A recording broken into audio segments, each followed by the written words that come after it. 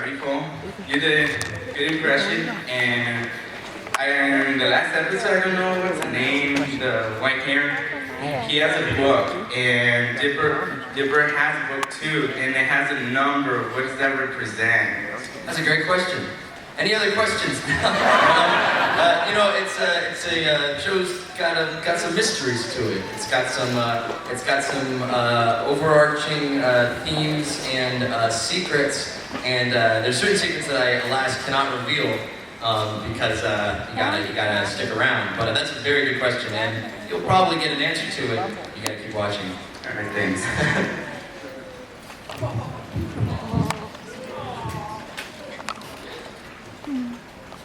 Hey, what? Are you ever gonna make a movie where a giant monster comes to Gravity Falls? And then Dipper and Mabel, Wendy and the others, defeat it? The answer's gotta be yes, yes, so nice. I think it's very likely. That sounds like an incredible story.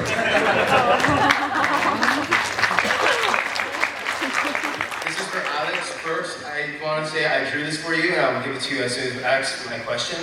Thank you very much. Second, I love the score for Gravity Falls. I want to know, is it possible we will get a soundtrack in the future? It's just perfect for it. It's eerie, it's haunting, and catchy. Yeah, no, thanks so much. Yeah, the music on the show is so great. It's done by our composer, Brad Break.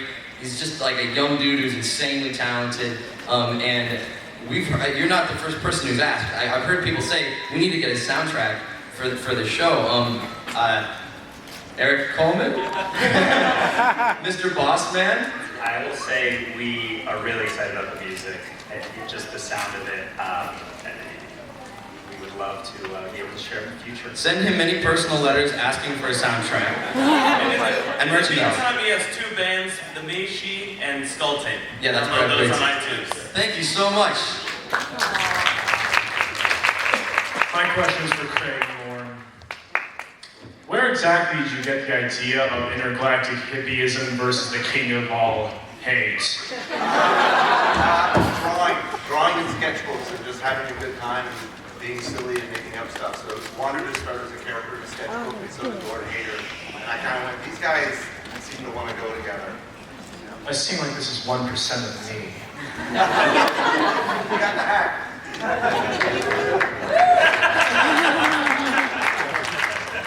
So this question is for Craig and Lauren and Tobin to everyone else, but it felt like growing up there's all these cartoons that were like heartfelt and like just worked on different levels, like Powerpuff Girls and Dexter's Lab and all those old Nicktoons.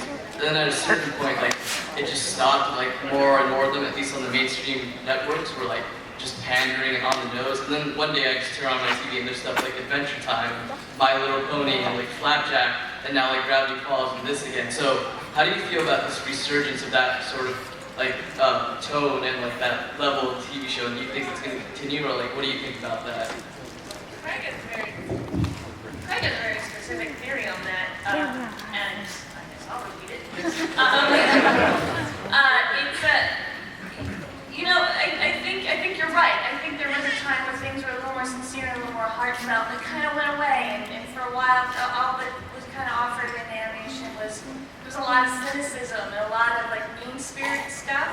So it almost, like you said, there's like a resurgence of it, but what's great is that people are watching it and that people like it, and we think it's because it's just been absent for so long. So that's actually something that we're trying to do with Wander as well. You know, love versus hate, and then Wander's like a force for like not just good but optimism in the universe, and fighting against Lord Vader. You'll see like Lord Vader is more than just an overlord who wants to make people miserable. He's actually kind of like just an insecure 14-year-old teenager who just wants to look really cool. And his idea of being cool is being mean to everybody, and that totally sucks. So we want to try to nourish that, this optimism that seems to be, like you said, resurging. That's so awesome. And one last quick question: was this inspired at all by the Beatles' Yellow Submarine movie? Yes, absolutely. The Beatles are massive for me, so How could you tell? Yes. So are Beatles. So this question is for Michael. Michael, you come with you come up with a lot of stuff that is in Gravity Falls. My question is, how did you come up with some of the creatures that are in the show? I mean, gnomes dressed as a zombie, the weird flying dolphin thing with arms, and the multibear in the newest episode. I mean, it's a big collaborative effort, and Alex is responsible for like 95% of what's in the show. Like, I'm just like, I came up with the multibear, but he came up with the gnomes and the, like, it's just like, whatever we think is funny, basically. Like the funniest thing that we could think of, and whatever we could have a funny take on, just like an established, like, oh, it's a zombie, but how can you subvert expectations and make that a little more interesting? But yeah. Great, thank you. Thanks. Mine kind of goes to anybody who just wants to answer the question, but trying to be an animator myself, Disney was a huge inspiration as a kid. So I was just wondering what it's like to work for Disney. Is it like, kind of uncomfortable because they have this huge cast, or is it just something really fun that you guys feel special to be a part of? I'm gonna answer the question. Disney TV has its own culture right now, which is one that's like really, it's really creative driven, it's really collaborative, and there's a lot of energy and a lot of like young folks and also folks with experience come together, and it's really cool. You know what I mean? Because you think of the name Disney and you think of like what can you think of like a bigger name in animation history? You know what I mean? And so exciting to be part of that. I think I speak for everyone, but everyone should also speak for everyone that it's really cool. It's cool, to get to say, hey, we work at Disney. And I know my twin sister's name is Ariel, and she was a kid when the Little Mermaid movie came out, and everyone made fun of her for being a Disney character, and now I've made her a Disney character. And she's embraced it, finally.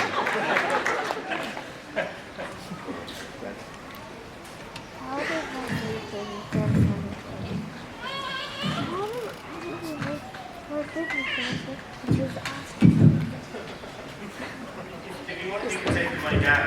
Yeah. I think it's removable, yeah. Okay. I have a question for Alex. In the clip, we saw the Goggle Man, but why does he make so many small appearances in all the episodes? That's a great question. You're on it. I like it.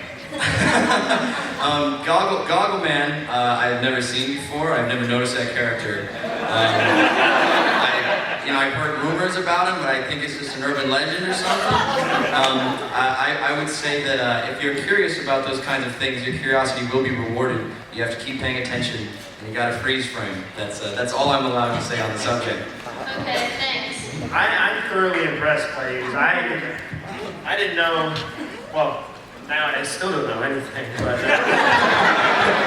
I found out about nothing on Tumblr, and just like looking at things, and I was like, you guys know this?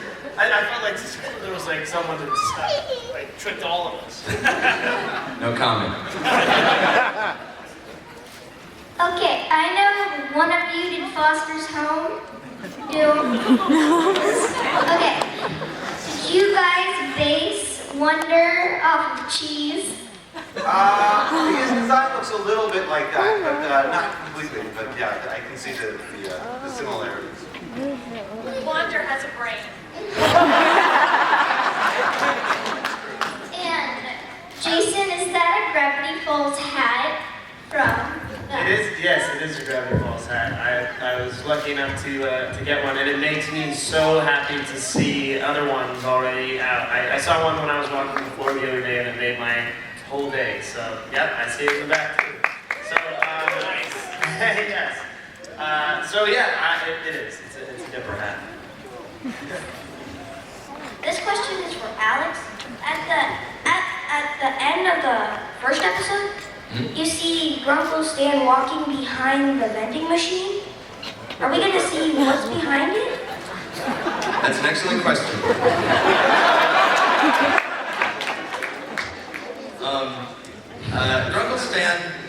Grle Stan is he's got a lot of layers. He's like a multi-layered birthday cake where the first layer is kind of sweet, and then there's kind of gross raspberry stuff, and then there's delicious chocolate under there, and then there's graham crackers, and like so-so, and then under that there's like so there's a lot of secrets to Grle Stan is what I'm saying. He's like a cake. He's got a lot of secrets. Cakes don't have secrets.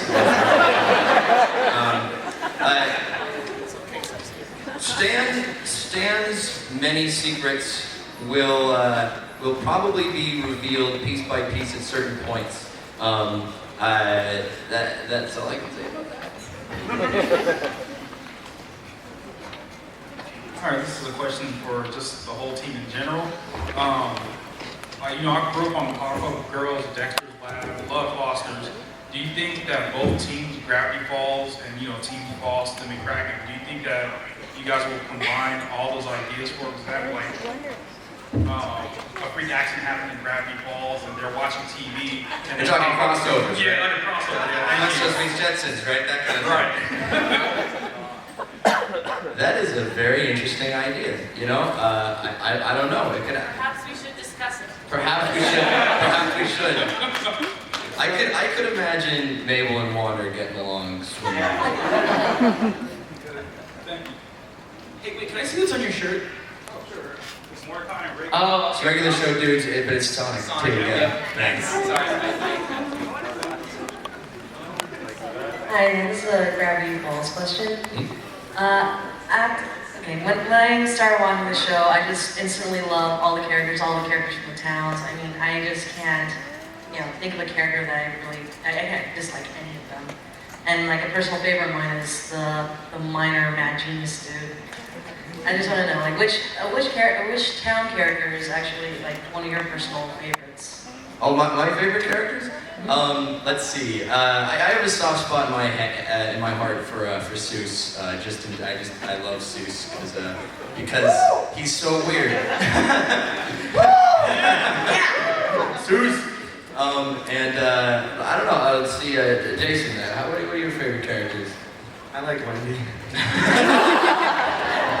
I gotta tell you something. This is true. When we were in the studio and he saw the character design for Wendy for the first time, he's like, "Is that Wendy?"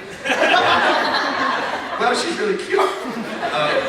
And when Linda Carlini saw the design for Dipper for the first time, she's like, "Oh, he's sweet. He looks like a nice guy." And also when T.J. Miller does a voice for Robbie, saw Dipper's design, he's like, "He looks like a dork." It's like immediately I was like, "This is working out." How about you, Mike? Favorite characters? My favorite character is Seuss, and I sincerely applaud the writer. If you can tell me where to buy those, I'll talk to you later. Talk to me later. Thank you. All right, unfortunately, we only have time for one more question. This is the last question. Why did Mabel get all the notes away by the leaf blower? Could you repeat the question? When did she get the gnomes away? Sorry. Why did she get the gnomes away with the leaf blower? Is that Mabel, yes. I'm sorry, I'm all over the place. The gnomes are, they're not great guys. They wanted to marry her, and it's weird when a guy likes you and you don't like him back, and so sometimes you gotta say, hey, we're not meant to be, and if they're really persistent, sometimes you need to blow them away with a leaf blower. Maybe we'll learn that lesson the hard way. Remember that in the future. Thank you so much for your question.